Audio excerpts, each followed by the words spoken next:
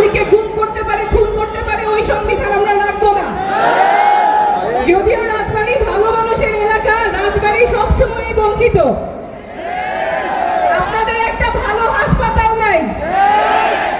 আমি আপনাদের সদর হাসপাতালে গিয়েছিলাম, সেইখানে দেখেছি রোগীদের কতখানি ভোগান্তি হয়। সেখানে ফ্যাসিলিটিস ভালো নাই, ব্যবস্থাপনা অনেক অব্যবস্থাপনা আছে। ডাক্তাররা কাজ করেন কিন্তু পর্যাপ্ত ডাক্তার নাই। 5টা ওষুধ দিলে সেখানে 3টাই পাওয়া যায় না, বাইরে থেকে খুঁজে নিতে হয়, খুঁজে পাওয়া যায় না।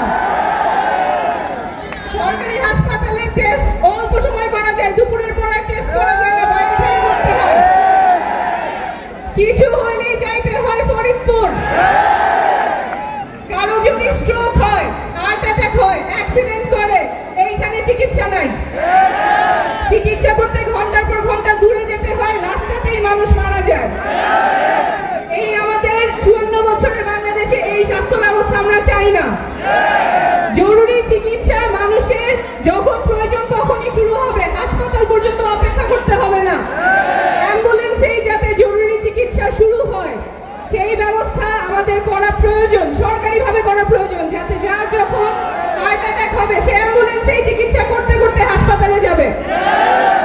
আমি যখন রাজবাড়িতে আসি অনেকেই চিকিৎসার এটা সেটা নিয়ে আসেন। আমার মনে আছে শিরিন আপা আসছিলেন, উনি কয়েকদিন আগেই টেস্ট করাইছেন কিন্তু কাগজটা হারাই গেছে।